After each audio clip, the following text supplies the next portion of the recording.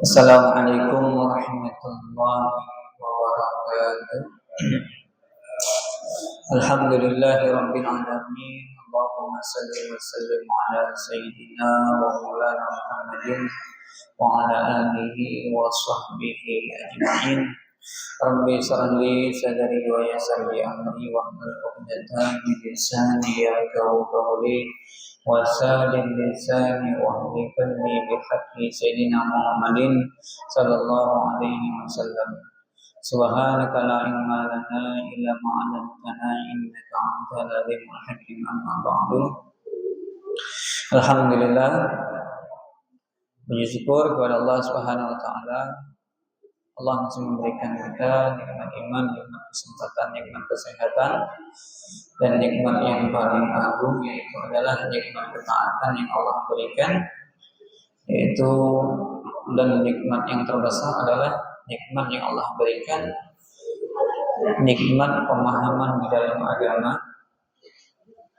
Maka bahkan ayat pertama kali itu yang diturunkan oleh Nabi, yaitu adalah Nabi diperintahkan untuk iqra, bacalah. Artinya disuruh membaca. Dan dalam hadis lagi Nabi katakan talabul ilmi faridatun ala kulli muslimin. Wajib seseorang itu mengetahui tentang fardu ain atas kewajiban seorang muslim. Jikalau dia sudah balik mukallaf dan dia telah dibebankan hukum syar'i, maka wajiblah seorang itu mengetahui rambu-rambu di dalam agama. Di dalam agama ini ada perintah dan ada larangan. Dan kita tidak akan bisa sampai derajat menjadi orang soleh atau lagi dibilang orang bertakwa sampai kita mengetahui apa yang diperintahkan, apa yang dilarang. Kalau sekedar ibadah, ilmunya tidak ngerti, maka tidak tahu benar lah ibadahnya. Dan juga dia tidak tahu mana rambu-rambu yang memang diperintahkan, mana yang dilarang.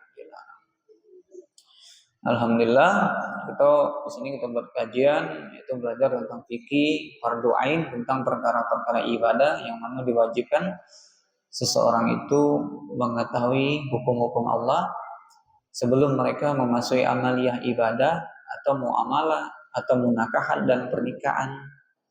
Dalam pernikahan pun juga seorang suami harus tahu juga yang mana haknya istri, yang mana haknya seorang anak, agar mereka benar-benar melakukan sesuai yang dipinta oleh agama. Kalau haknya istri itu ada beberapa. Salah satunya istri itu haknya diberikan tempat tinggal, pakaian. Tempat tinggal yang penting layak, maupun rumah sendiri ataupun kontrak yang penting layak. Kemudian yang kedua adalah pakaian. Yang ketiga nafkah, yang makan, yang kebutuhannya. Kemudian yang keempat musyaratul bil ma'ruf, perlakukan mereka dengan baik, dengan santun, dengan baik, dengan kasih sayang. Yang kelima adalah ta'limuddin, ajarkan mereka dalam perkara agama. Jadi seorang kepala keluarga wajib mengajarkan anak dan istrinya untuk mengenal Allah dan hukum-hukum di dalam agama. Jadi penting sebelum menikah, sebelum muamalah, sebelum ibadah wajib kita mempelajari ilmu. Sekarang kita masuk pembahasan baru. Kemarin panjang lebar tentang azan dan iqamah. Sekarang kita masuk babu bis sifatis shalah, bab yang menerangkan tentang salat.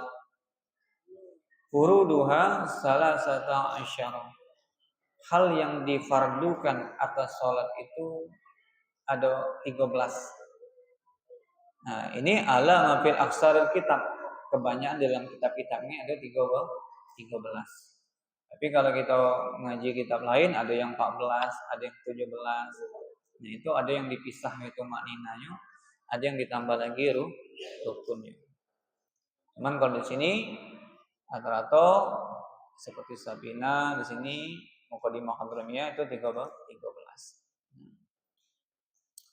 Salat ini adalah hukumnya fardu ain.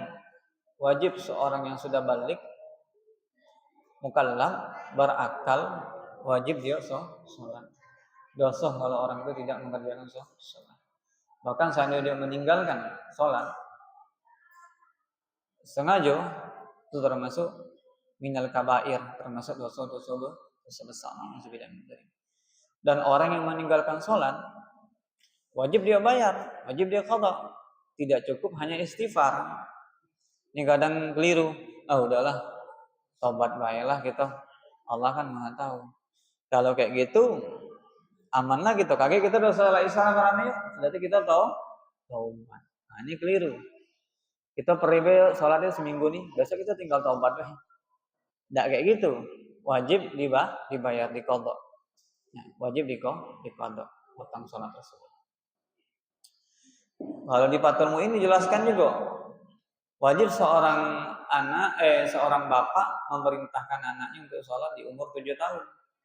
Terserah dia mau sholat atau tidak, setidaknya ada namanya hukum fardu kifayah antara kedua orang tua, antara ayah dan ibu. Kalau salah satunya sudah memerintahkan sholat, gugur salah satu kewajiban orang tua. Jadi perintahkan sholat, nak, ya terserah dia mau main-main, bagusnya suruh sholat. Karena dia belum balik, cuma memerintahkannya, ya muru Allah dukung, perintahkan anak-anak kalian sholat itu, anak-anak kalian untuk sholat di umur 7 tahun. Wajib fardu kifayah salah satunya. Nah, kalau sudah sampai 10 tahun, kalau tidak mau ya dipukul. Tapi ini pukulan yang tidak mubarih, ghairu mubarih. Kalau dalam fikih itu tidak membekas, tidak menyakitin, karena untuk menjadi motivasi dia agar mereka itu terniang ketika orang tuanya tidak hati, ketika jauh daripada orang tuanya sudah dewasa. Dulu aku diperintahkan orang tuaku keras dalam perkara ibadah. Dulu aku kena marahin kalau sholat, orang tuaku cerewet kalau tentang sholat. Tentang ibadah, tentang agama, kita harus cerewet. Karena nanti kita akan dihisab. Jangan kita soleh sendiri. Kita sibuk tahajud, sholat berjamaah, tapi anak kita tidak kita ajarkan agama. Nanti mereka akan menuntut, ya Rob, aku tidak ridha bapak aku masuk surga. Dia tidak pernah mengenalkan aku agamamu. Dia tidak pernah mengenalkan nabimu. Dia tidak pernah mengajarkan aku tentang agama. Cuman ala kulli hal zaman sekarang pergeseran zaman, agama jadi nomor terakhir. Orang lebih mementingkan les. Mendingan tidak ngaji daripada tidak les. Bayangkan, sedih gitu. Kita perhatikan hasil survei kita, sedikit anak-anak yang ahli, yang lancar di dalam baca Quran. Kalau mau nengok lagi, tengok. Mungkin di suatu kampung nyari untuk mimpin Yasin besok sulit. Mimpin tahlil besok sulit. Kenapa? Karena minimnya pengetahuan di dalam agama. Kita kurang peduli. Yang penting anak aku bisa berhitung. Kalau ngaji lantak aja. Kalau hujan-hujan, lebat, badai, tetap sekolah. Kalau gerimis dikit, usah ngaji lah gerimis. Tapi kalau untuk sekolah, apapun dilakukan. Alhamdulillah, sedih kita zaman sekarang, pergeseran zaman ini, ilmu agama tidak lagi dipedulikan. Dulu orang tua zaman dulu cerewet tentang perkara agama. Tidak sholat kena bebu, tidak ngaji kena marah. Dulu anak-anak kecil udah pintar baca Al-Quran. Sekarang kelas 6, yang kelas 6 SMA pun tidak bisa baca Quran. Sekolahnya pintar, ranking 1, tapi tidak bisa baca Al-Quran. Sekolahnya pintar, ranking 1, tapi tidak bisa baca Al-Quran. Sedih ya.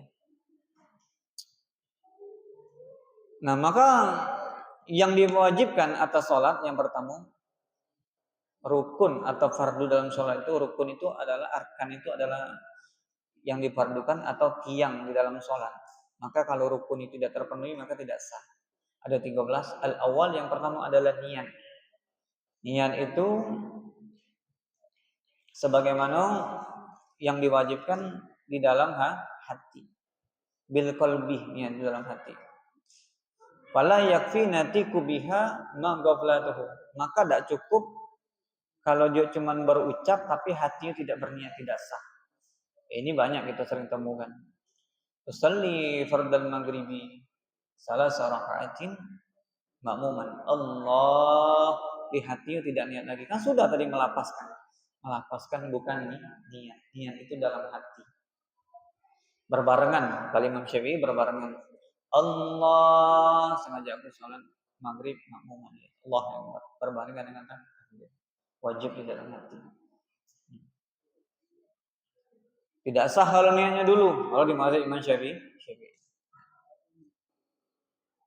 Atau dan niat itu yang terhitung cukup di dalam hati, dilapaskan hukumnya sunnah dapat pahala. Cuman kalau dia satu gambaran, misalnya satu masalah dia sholatnya maghrib, niatnya sholat isya dalam melapaskannya isya. Usolli fardal isya'i arba'a rakaatin Allah, tapi dalam hati sholat maghrib maka sah. Yang dihitung adalah dalam hati. Yang melapaskan hukumnya sunnah. Nah. Jadi niat ini penting. Innamal a'malu binniyat. Segala sesuatu itu digantungkan kepada niat. Wa yakfi fi an-naflil mutlaqi tahiyatul masjid wa sunnatul wudu. Maka kalau untuk sholat sunnah atau sholat sunnah mutlak atau sholat tahiyatul masjid atau sholat sunnah wudu, cukup dia melapaskan sunnah dan ta'yin namun sholatnya. Usolli sunnatan tahiyatul masjid Allahu akbar. Mau pakai rakaat ini boleh. Mustaqbilah kiblati boleh, ada anillah hukumnya sunnah semua. Yang wajib usolli sunnatan tahiyatul masjid Allahu akbar. Pakai rakaat ini boleh. Yang wajib cuma ta'yin namun sholatnya tersebut. Usolli sunnatan wudu Allahu akbar. Kemudian niatul fi'li sholati dan niat yang dilakukan sholat tersebut. Kalau sholat dia taubat, ya sholat taubat. Kalau sholat mutlak, usolli sunnatan Allahu akbar, sudah cukup. Usolli sunnatan Allahu akbar. Nah, mau usolli sunnatan rakaataini boleh. Usolli sunnatan asyara rakaatan 20 rakaat, 10 rakaat diperbolehkan. Wa fil muaqata, adapun salat yang ada waktu, walati biha laha sababun, maka dan juga salat yang ada sebab, maka ditakyin juga namanya. Kayak tadi masuk masjid itu kan salat yang ada sebab. Salat tahiyatul masjid itu salat yang ada sebab. Kapan kita disunahkan salat tahiyatul masjid? Ketika sebabnya kita masuk masjid. Kapan kita disunahkan salat sunnah wudu?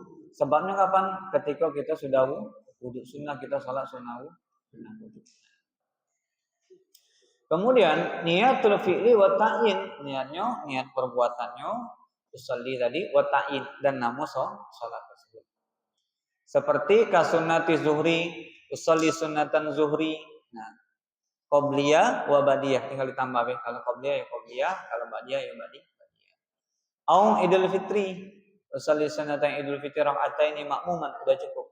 Nah, au duha, usolli sunnatan duha raka'ataini boleh. Usolli sunnatan dua arba'a raka'atin boleh. Nah, diperbolehkan. Wa fil fardi, dan adapun salat fardu, niatul fi'li wa ta'yin. Contoh seperti subuhan, seperti salat subuh. Usolli fardhu subuhi, udah cukup. Rakaat ini sunnah. Subuh ya pasti dua, tidak mungkin 3, tidak mungkin 4. Yang penting ada lapas fardu dan namus Nah, tinggal ditambah be kalau dia jadi makmuman. Kalau imam, niat imamah hukumnya sunnah. Wajib kapan? Ketika cuma sholat Jumat atau sholat yang dinazarkan. Imam itu wajib niat jadi imam.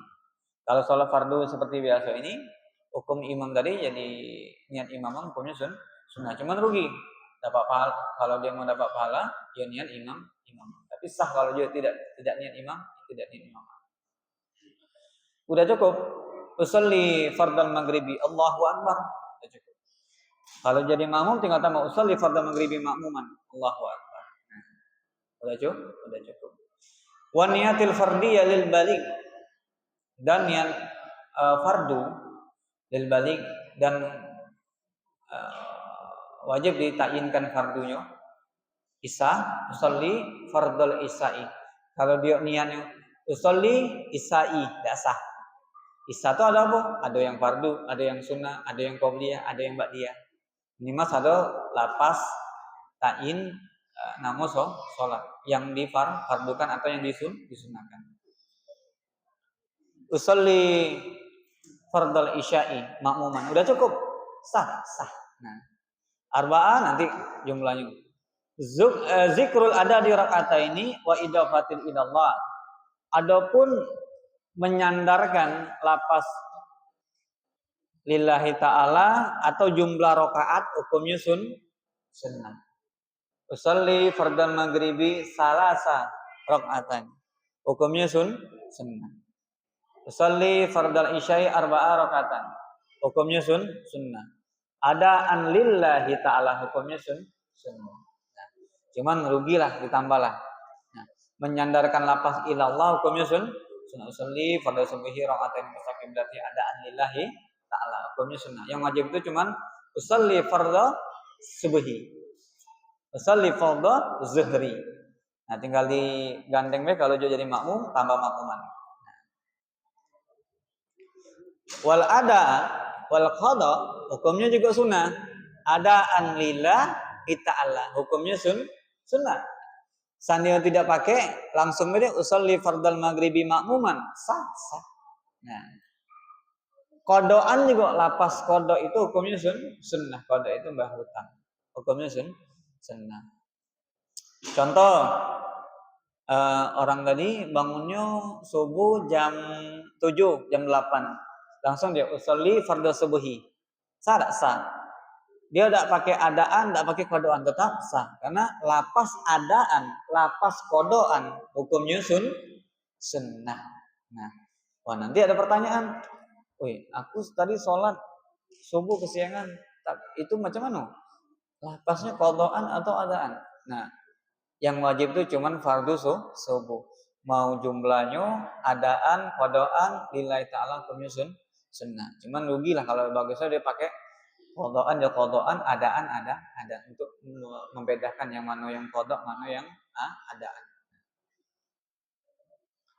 Jadi yang wajib itu niat itu sebentar. Jadi kalau kita ngajari orang yang baru sholat, ya gampang. Usolli fardhu maghribi makmuman udah cukup.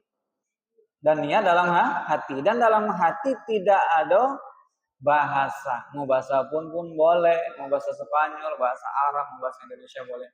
Ya Allah, sengaja aku sholat fardu maghrib ya Allah, makmuman ya Allah, sudah cukup sah. Nah, simpel kan? Jadi Islam itu mudah, yasir wala tu'ashir. Permudah, jangan dipersulit. Nah, cuman kalau dia sudah bisa, ya bagusnya dikerjakan sunnah yang sempurna. Wa yajibu an yakruna niyati bitakbir. Wajib niat itu berbarengan dengan takbir. Allah, hati sengaja aku sama wa akbar. Nah, berbarengan. Makanya kita mazhab Imam Asy-Syafi'i ketika takbir agak lama karena wajib niat itu karena berbarengan dengan takbir. Allah wa akbar. Nah, tapi kalau kita pergi ke Mekah, mazhab lain, Imam Ahmad atau Imam Abu Hanifah itu boleh takdimuha, mendahului ini niatnya. Makanya orang itu pendek takbir, baru datang Allahu Akbar. Cepat. Nah, itu niatnya tuh, mazhabnya beda. Kalau kita Imam Syafi'i berbarengan dengan perbuatan. Kalau kita nengok orang-orang luar kan takbirnya cepat. Allahu Akbar. Cepat. Apa niatnya? Nah, niatnya sudah dulu. Tapi kalau Imam Syafi'i tidak sah, wajib berbarengan dengan perbuatan. Ini kalau menengok dalil di dalam kitab Rahmatul Ummah fil Ikhtilafi Rahmatan di kitab 4 mazhab itu perbandingan. Jadi wajib dengan takbir dengan niat itu berbarengan ya. Asani rukun salat yang kedua ayyakula, bahwasanya harus mengucapkan Allahu Akbar. Allahu Akbar. Nah, wajib ini termasuk rukun kauli yang harus didengarkan, diucapkan bihaisu sekira-kiranya didengarkan dirinya sendiri. Allahu Akbar. Tidak sah kalau mulutnya bergerak, tapi tidak kaki. Silent, tidak sah. Kau tidak dengar? Dalam hati, tidak sah. Dalam hati itu adalah niat. Jadi minimal dia sendiri yang mendengar. Allahu Akbar. Dan harus jelas. Alif lamnya, lanya, akbarnya harus jangan akbar. Tidak sah. Tidak sah. Harus jelas. Allahu Akbar. Harus jelas. Tidak boleh juga terlalu panjang sampai lewat 14 alif. Satu alif kan 2 harokat. Allahu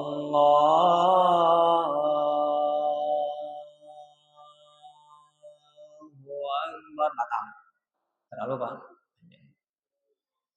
Nah, tidak boleh juga hamzah dipanjangkan.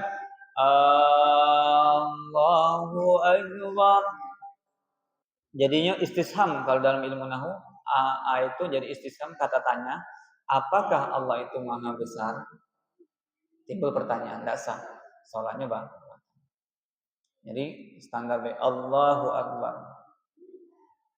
Tidak boleh juga roknya di dobelkan lagi. Allahu Akbar. Itu kalau dalam bahasa Allah itu seperti gendang. Allah seperti gendang. Itu tidak sah juga. Nah, itu batal. Jadi benar Allahu Akbar. Makhrajnya benar, huruf-hurufnya benar. Wala yadur tahalalu yashir wa sifatillah au sukutin. Dan tidak apa-apa kalau dia menyelingi. Cuman nih kalau dalam kitab takriro hilaful aula, bagusnya ditinggalkan. Contohnya Allahu Rahmanur Rahimu Akbar. Salah. Sah, cuman hilafu aula, bagusnya ditinggalkan.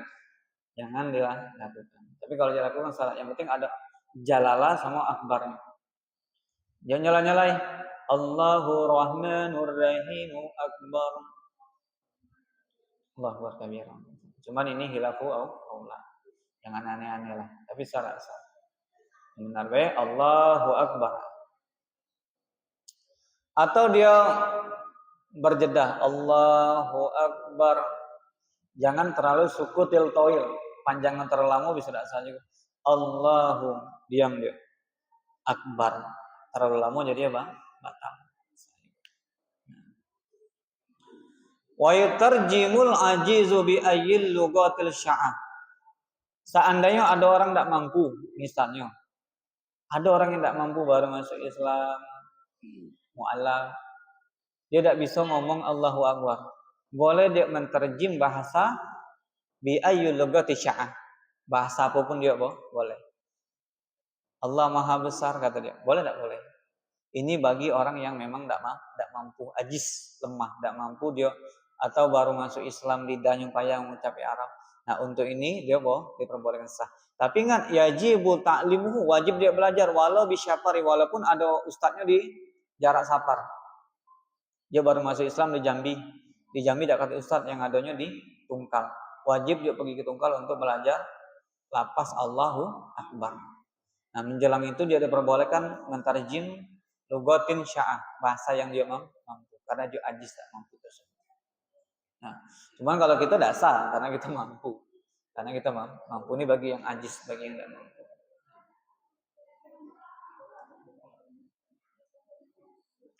Kemudian wa yu'akhiru salati litu'allumi. Dan boleh dia mengakhiri salat dia demi belajar. Lagi belajar nih, belajar takbir Allah agak sulit dia belajar. Nah, orang kayak gini boleh mengakhiri salatnya demi dia bisa untuk takbir. Untuk orang yang ajis tidak mampu, kalau kita tidak boleh. Kemudian wa yustaratu isma'u nafsihi takbir. Dan disyaratkan juga ketika takbiratul ihram dia harus mendengarkan isma' nafsi dirinya ketika takbir. Allahu Akbar. Ini kebanyakan, ini masih banyak seperti ini. Sedih kita kadang jalan-jalan ke masjid, masih sholatnya tidak ada takbirnya. Mulutnya bergerak, tapi suaranya tidak keluar. Ada sah. Atau tidak jelas. Ini tidak boleh. Kalau orang bisu ya memang dia tidak bisa ngomong. Nah, cuman dia berupaya masih apa? Diwajibkan seperti itu. Wa kaza qira'atu wa syairul arkan, dan begitu juga rukun-rukun kauli yang wajib dia ucapkan yang sekira-kiranya isma'u nafsihi, dia mendengar dirinya sendiri. Salah satunya Al-Fatihah. Wajib. Bismillahirrahmanirrahim. Alhamdulillahirabbil alamin arrahmanir rahim. Biasa dia. Tidak baca Fatihah. Sudah aku baca Fatihah. Kok tidak dengar? Dalam hati. Dalam hati bukan bacaan. Dalam hati adalah niat. Yang namanya iqra itu baca, suaranya keluar. Itu namanya bacaan. Yang dikatakan bacaan, suaranya keluar. Tahiyat juga. At-tahiyatul mubarakatus salawatut thayyibatul lillah. Wajib dengarkan. Karena termasuk rukun qauli, tahiyat akhir. Kemudian juga salam. Assalamualaikum warahmatullahi. Nah, wajib dia mengucapkan isma'u nafsi, minimal dirinya dapat dengar. Yang kadang cuman oleh suaranya dah aduh, atau mulutnya bergerak tapi tidak sah, karena ini rukun qauli, minimal Assalamualaikum warahmatullahi. Salam itu paling sedikitnya sampai kum ya. Assalamualaikum sudah cukup. Menoleh kiri kanan hukumnya sunnah. Assalamualaikum. Astagfirullahaladzim sudah sah. Cuma sunnahnya Assalamualaikum warahmatullahi. Assalamualaikum warahmatullahi. Ini masih banyak yang keliru rukun ini. Udah sholat, udah banyak, udah 50 tahun sholat, tapi rukun sholatnya masih keliru sedikit kadang. Jadi ada beberapa rukun yang dibaca atau rukun qauli wajib yang didengarkan dirinya sendiri. Asal isu rukun yang ketiga al-qiyamu fardhi lil qadri, wajib berdiri bagi yang mampu. Kalau dia tidak mampu, memang dia dalam keadaan lemah, sakit, boleh dia diperbolehkan duduk. Bahkan kalau di fikih ini benar-benar dia memang tidak ada dalam keadaan masakoh sulit. Kalau ketika dia duduk, dia tidak mampu nih, duduklah dia sholat. Ketika dia rakaat pertama, bangkit dari rakaat kedua, merasa badannya enak, sehat, wajib dia berdiri. Jangan duduk bela sampai akhir, tidak sah. Wajib dia berdiri. Nah, jadi wajib berdiri bagi yang mampu. Berdiri ini harus mantap. Nah, wa yastaratu nasabul faqari zuhri, punggungnya lurus. Beda ya, kalau orang tua tidak apa-apa, memang sepuh, tidak apa-apa, bungkuk. Cuman kalau kayak masih muda, yang dikatakan berdiri itu nasbul faqari zuhrihi, tulang punggungnya tegak lurus. Baru dia takbir. Nah, jangan dia dari duduk langsung takbir, tidak sah. Contoh sholat yuk, baru berjalan kayak ini, Allahu Akbar. Nah, belum berdiri sudah takbir. Jadi berdiri dulu mantap. Atau kadang sambil jalan takbir, Allah sambil lari lah. Jadi berdiri dulu dengan mantap, dengan sempurna. Maka berdiri di sholat fardu hukumnya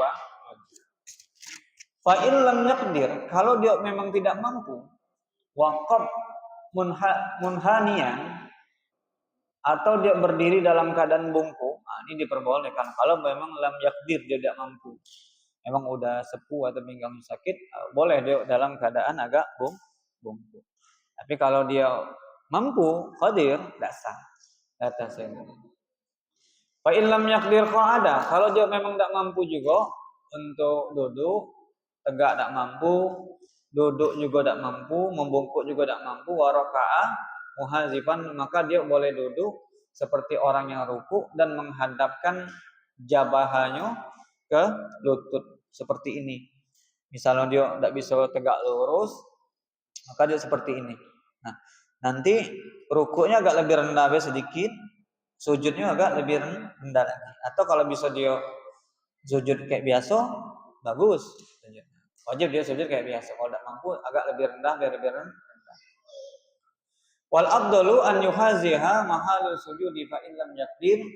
Nah, kalau yang paling afdalnya itu kalau dia memang mampu, afdalnya dia nengok tempat sujud. Kalau tidak mampu sudah dia mandangnya ke lutut rukbah. Afdalnya ke tempat sujud kalau dia mampu dalam keadaan duduk. Kadang kan tidak mampu tegak lurus dalam keadaan duduk, dia agak bungkuk kayak ruku. Nah, maka menghadapnya ke lutut. Afdalnya ke tempat sujud. Tergantung kemampuannya lagi. Atau kalau tidak mampu juga duduk, boleh ittaja'a ala janbihi, boleh dia baring hadap kiblat seperti ini. Nah, misalnya kiblatnya situ, baring. Nah, jadi ada urutannya. Tidak boleh dia langsung dia mampu duduk nih, baring tidak boleh, tidak sah. Karena sholat fardu. Jadi ada urutannya. Kalau dia mampu duduk, ya duduk. Jangan baring. Tidak mampu baring, baru dia muntajik. Itojik tadi, miring. Hadap sebelah kanan.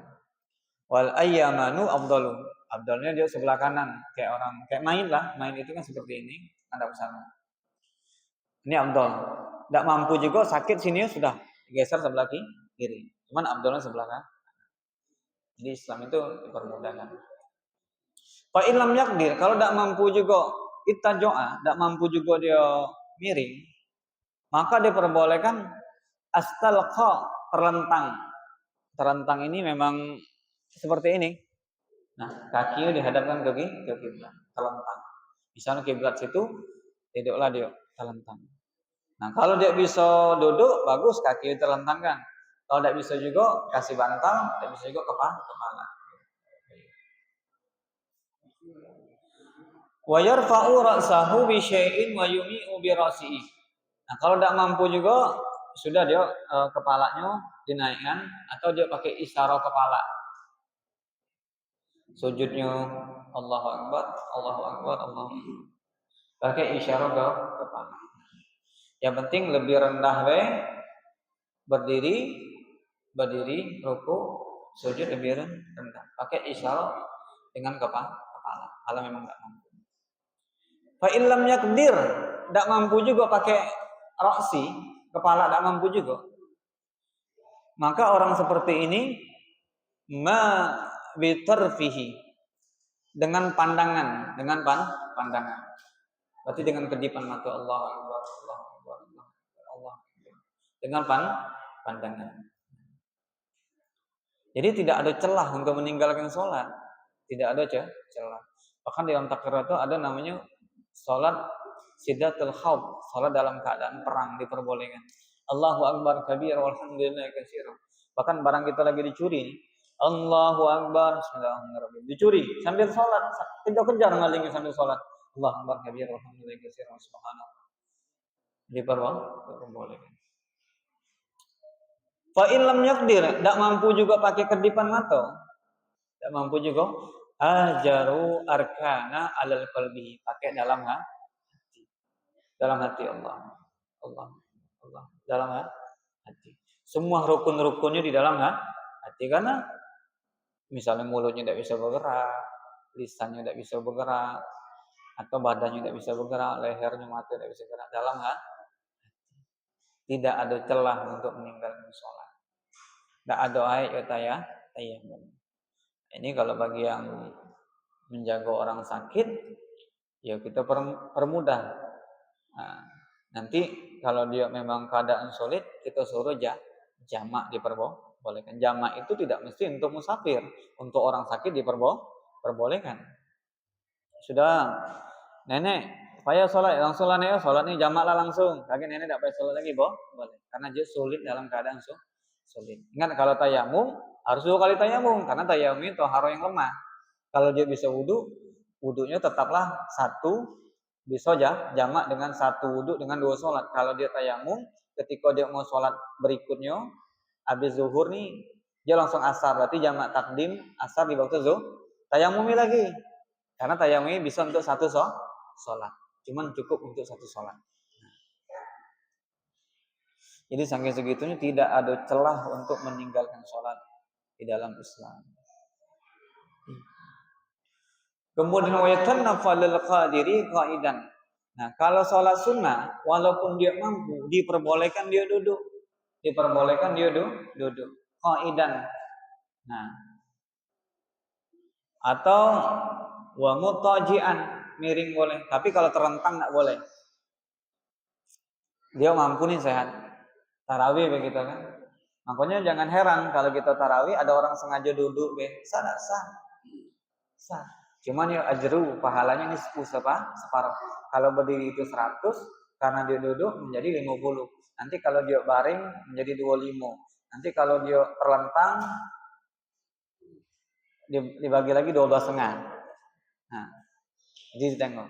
Cuman kalau dia memang keadaan sulit, sakit, sholat sunnah dia dalam keadaan duduk, tetap pahalanya utuh karena memang ada masako. Ini dia sehat, mampu, sengaja dia duduk. Jadi di bulan Ramadan ada tips juga. Kita sudah sholat tarawih, kita sudah sholat di masjid, kita perbanyak ibadah, kan disunahkan banyak baca Quran di bulan Ramadan. Ya sudah, kita duduk, ambil rehal, sholat kita.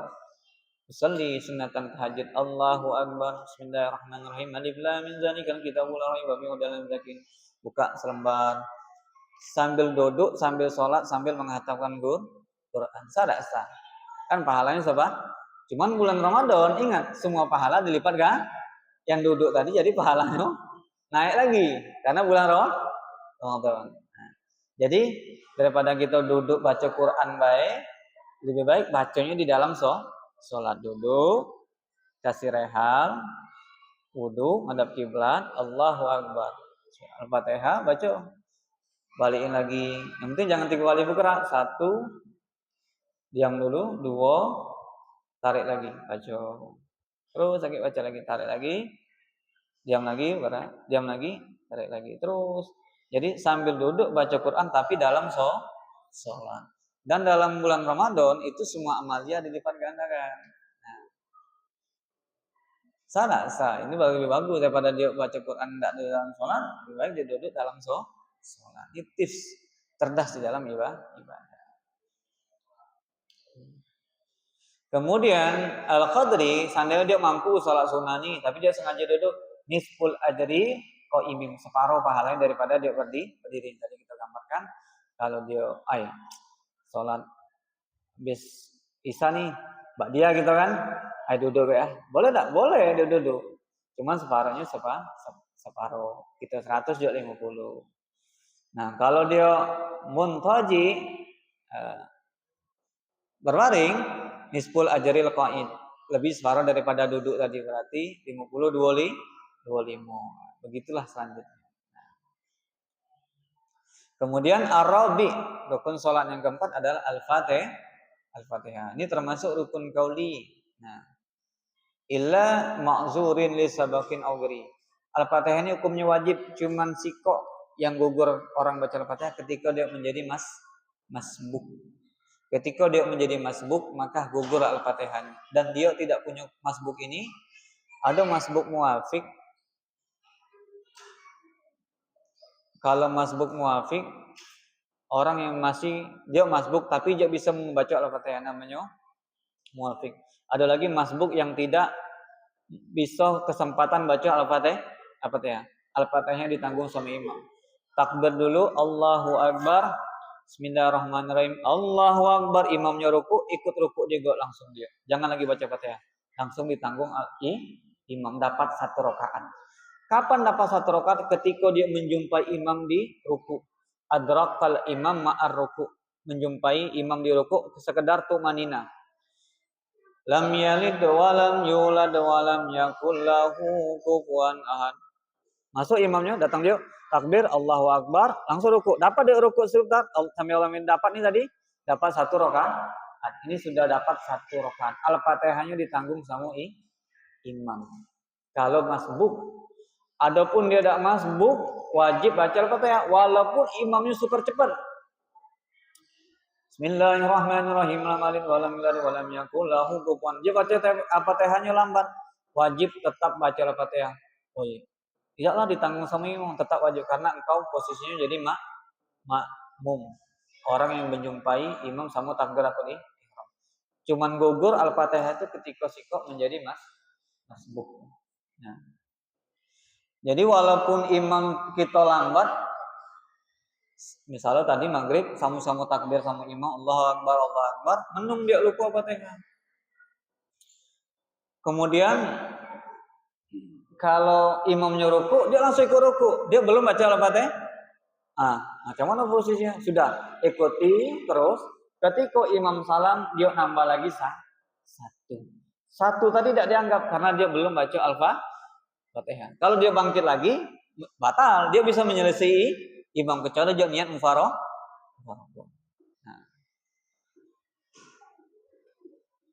Jadi kalau dia masuk atau sholat maghrib sama-sama imam, setelah salam dia ingat, wih, tadi rakaat pertama lupa baca Al-Fatihah, wajib dia nambah satu rakaat. Allahu Akbar, baca Al-Fatihah, rukuk, i'tidal, sujud, duduk antara dua sujud lagi, baca tahiyat, nambah satu. Nah, ini mungkin kita agak heran, kok sama-sama kita sholatnya 3 rakaat tapi dia 4 rakaat. Mungkin dia lupa rukun di dalam sholat. Kalau di sholat Jumat, kapan kita menemui sholat Jumat? Minimal kita dapat 1 rakaat, dapat sholat Jumat. Di rakaat yang kedua kita menemui imam di sholat Jumat di rukuk. Rakaat kedua, rakaat terakhir kita dapat berjumpai di sholat Jumat. Allahu Akbar, rukuk imam di rakaat yang kedua Jumat. Kita berarti dapat 1 rakaat. Ketika imam salam Jumat, kita cuma nambah 1. Tapi kalau kita tidak menjumpai imam di rakaat 1 rakaat pun kita tidak bertemu, imam i'tidal di rakaat yang kedua di Jumat, maka niatnya Jumat sholatnya zuhur. Imam salam kita sholat 4 rakaat. Jangan 1, ini keliru. Karena banyak kayak gitu. Dia nyangka sudah cuman imam salam nambah 2. Inilah wala sholat wala nawai. Tidak ada sholat, tidak ada niat. Inilah niatnya Jumat tapi sholatnya zuhur. Jadi kalau menjadi masbuk, ada kalanya gugur Al-Fatihah kapan? Ketika seseorang itu jadi masbuk. Masbuk pun nanti dirincikan lagi. Ada masbuk yang masih menjumpai Allahu Akbar, Bismillahirrahmanirrahim, ghairil maghdubi alaihim waladdallin. Dia masuk nih. Allahu Akbar. Ini masbuk muafik. Dia masih bisa berbaca Al-Fatihah. Wajib dia Al-Fatihah. Tidak bisa dia gugur. Sudah gugur dah. Tidak bisa karena dia muafik. Masih bisa mempunyai waktu keluasan untuk baca Al-Fatihah. Nah, masbuk yang tidak punya keluasan Al-Fatihah tadi, yang dia tidak bisa kesempatan baca Al-Fatihah. Contohnya baru Alhamdulillahirabbil alamin arrahmanirrahim, imamnya langsung ruku. Nah, wajib dia ikut ruku juga dan Al-Fatihah aja ditanggung sama imam. Dapat 1 rakaat dan menjumpai. Masih ada 3 menit lagi. Insyaallah kita lanjutkan lagi di pertemuan akan datang. Padahal ada yang ditanyakan?